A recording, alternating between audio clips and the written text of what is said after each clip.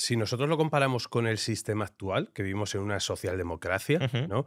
En un sistema en el que muchas cosas se imponen, por la Muchísimas, sí. Ujú. muchísimas. ¿Cómo podrías hacer una comparativa entre lo que sería para ti un sistema liberal puro y duro o idílico para Juan Ujú. Ramón Rayo frente a la socialdemocracia que vivimos ahora mismo? Justamente porque el liberalismo se fundamenta en el respeto irrestricto al proyecto de vida del prójimo, Ujú, no debería serle impuesta a ninguna persona obligaciones con las que esa persona, o sea, más allá de la obligación de respetar al prójimo, no deberían recaer otras obligaciones sobre ella. Puede haber supuestos excepcionales en los que sí, bueno, pero ese es un debate más de extremos o de situaciones ujú. excepcionales. Pero en términos generales, yo no te puedo ordenar a ti que trabajes para mí si tú no quieres trabajar para mí, o que me des parte de tu propiedad si tú no me la quieres dar. Si hago eso, no estoy respetando tu proyecto de vida, estoy iniciando la agresión contra ti y estoy anulando parte de tu tiempo vital que quieras destinar a otros menesteres. A día de hoy tenemos una comunidad política que no ha surgido por medios voluntarios, a pesar de que algunos así quieran racionalizarlo, que se llama Estado, y ese Estado tiene una legitimidad o hiperlegitimidad social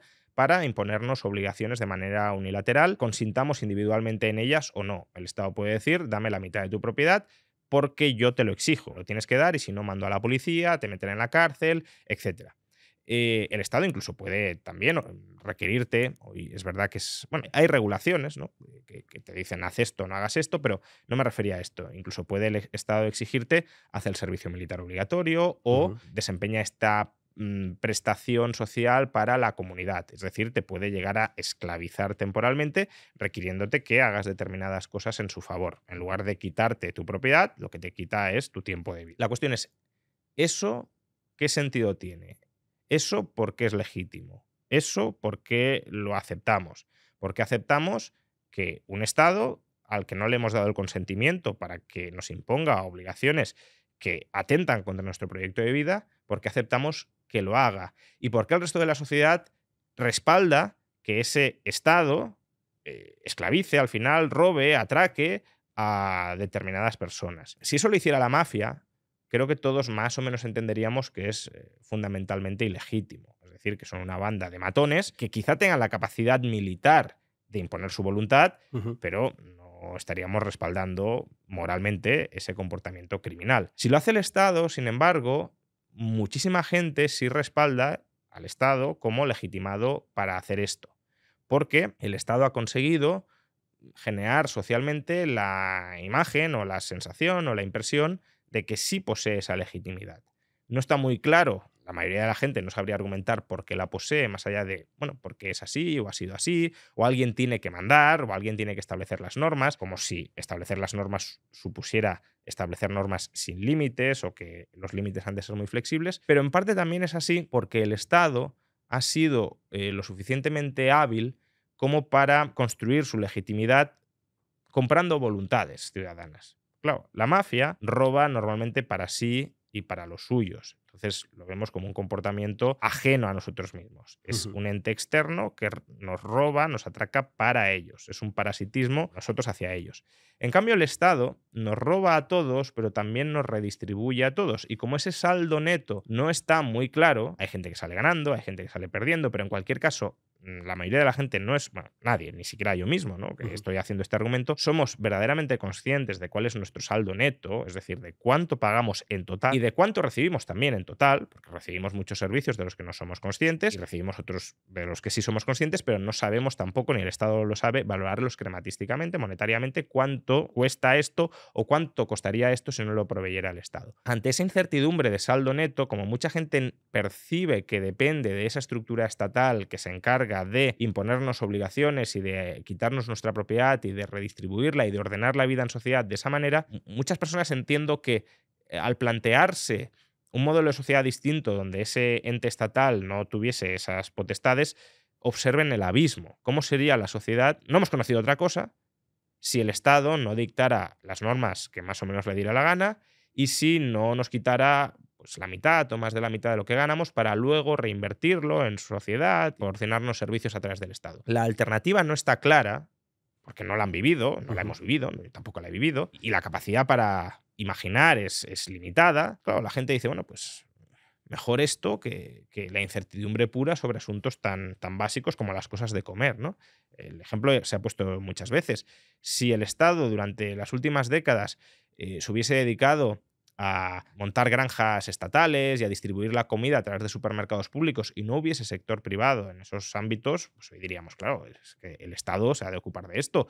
¿Cómo podríamos organizarnos socialmente si el Estado no produjera en sus granjas públicas con funcionarios, etcétera, los alimentos y la distribuyera a través de supermercados públicos o de comedores públicos? Como la alternativa, ya digo, no está clara, mucha gente termina legitimando la violencia sistemática institucional del Estado para simplemente tener lo que ellos entienden una vida socialmente ordenada porque creen que la alternativa es una vida caótica o desordenada. Hasta cierto punto los esclavos, muchos esclavos, también caían en ese síndrome de Estocolmo. Sí, sí. Porque claro, si yo siempre he sido esclavo, si mis padres siempre han sido esclavos, si mis abuelos siempre han sido esclavos, yo solo sé vivir como un esclavo. Es la costumbre. Sí, es la costumbre y es el conocimiento que hemos generado sobre cómo vivir dentro del entorno material, si lo queremos, en el que hemos vivido. Aunque uno puede, como esclavo, lógicamente tener aspiraciones muy legítimas a liberarse, a emanciparse, también puedes tener la precaución de decir, es que yo no sé cómo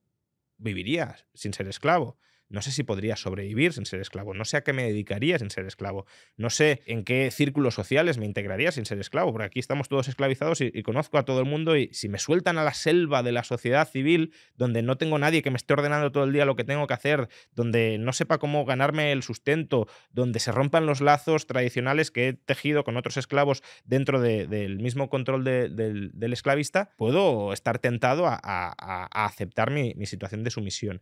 Y eso mismo es lo que sucede a otra escala, claro está, pero es lo que sucede con nuestros estados modernos. ¿Cómo se podría llevar a cabo este modelo acabando con el actual?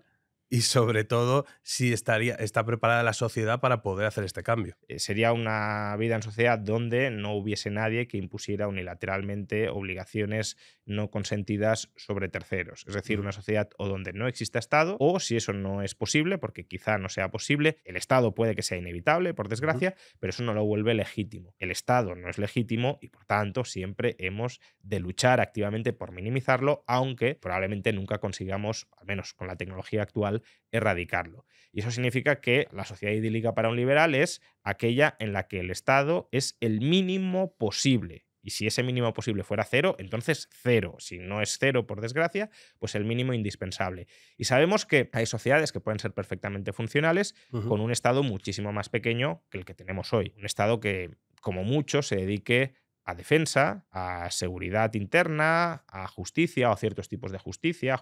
¿Y hay ejemplos en la actualidad ahora mismo de esto? Que se acerquen. Bueno, pues sí que tienes estados, ciudades-estado. Es verdad que son estados pequeños, pero son formas de organizar la vida en sociedad, ¿no? A través de jurisdicciones mucho más reducidas.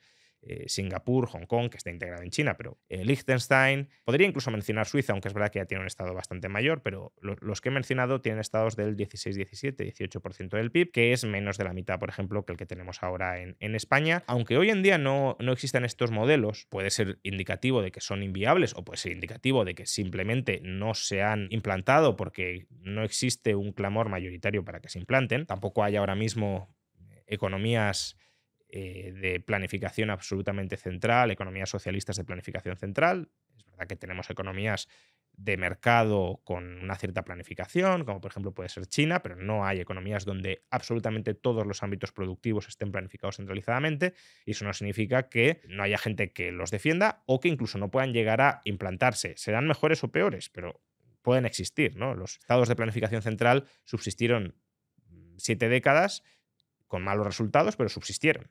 Y si terminaron, fue no solo por una cuestión económica, sino también política. Entonces, en el siglo XIX y principios del siglo XX, antes de la Primera Guerra Mundial, la mayoría de estados en todo el planeta tenían un peso del 5 o del 6% del PIB. Eso impidió que esas sociedades florecieran, ¿no? Si es que el inicio del desarrollo económico de la humanidad es el siglo XIX. A partir del siglo XIX es cuando la renta per cápita de las sociedades empieza a crecer de manera sostenida año tras año. Y claro, cuando tú acumulas un crecimiento continuado año tras año, pues tienes el estallido de riqueza que tenemos hoy en comparación con hace 3 siglos.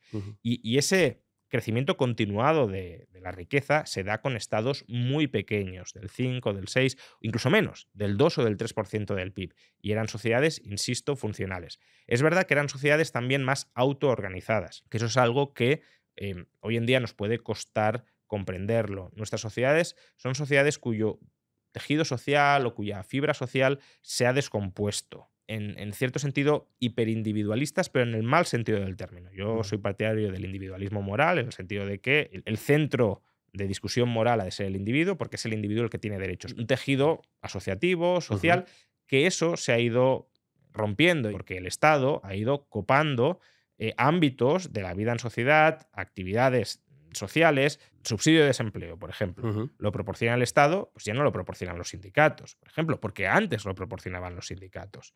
Si la asistencia social la proporciona el Estado, ya no la proporcionan las mutualidades o las sociedades de ayuda mutua, porque antes la proporcionaban las mutualidades y las sociedades de ayuda mutua. Es verdad que en sociedades mucho más pobres y por tanto con menor capacidad de recursos, pero ¿qué pensamos? ¿Que el Estado actual podría haber existido en el siglo XIX? En absoluto. El Estado actual no existía en el siglo XIX porque no tenía capacidad de extraer los recursos que hoy sí puede extraer porque la sociedad es mucho más rica. El Estado tiende a crear una relación bilateral entre individuo y Estado. El Estado no quiere que haya cuerpos intermedios, porque cuerpos intermedios significa lealtades que pueden ser mayores hacia la familia, hacia la religión, hacia el barrio, hacia el sindicato. Puedo ser más leal hacia estos cuerpos intermedios sociales que al mismo Estado. Entonces el Estado, como quiere obediencia, la única relación que quiere es una relación directa entre el propio Estado y el ciudadano. El Estado compra al ciudadano dándole de todo, obviamente previamente se lo ha quitado todo, y el ciudadano pues vive en gran medida de lo que le proporciona el Estado o de lo que espera que le proporcione el Estado. Toda esa autoorganización social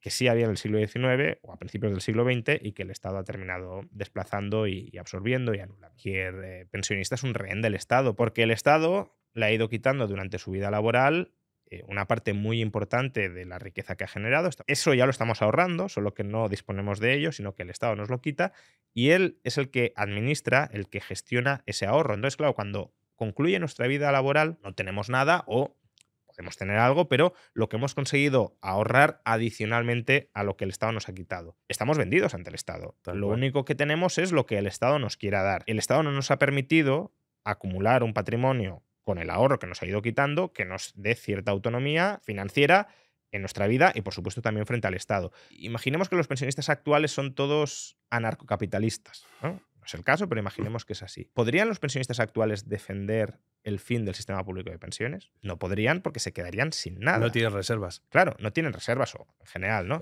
Tendrán, pero que Sí. se juegan mucho. O sea, a ver, hay unos incentivos justamente de lo que le deben, ¿no? Justamente la generación de pensionistas actual quizá todavía peor la nuestra. Sí, exacto. Pero bueno, aún así, ¿no?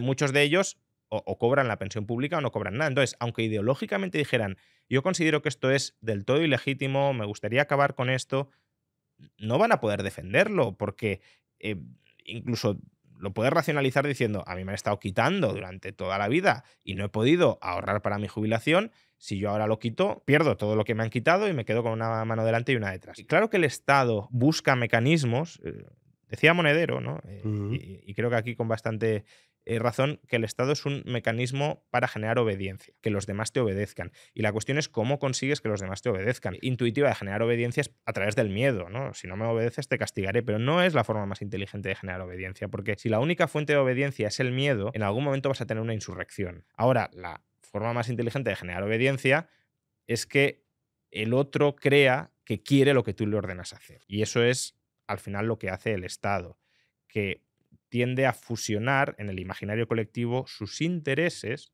el interés general, al menos instalar el mito de que el interés general, que es lo que dice el Estado, está por encima siempre del interés particular.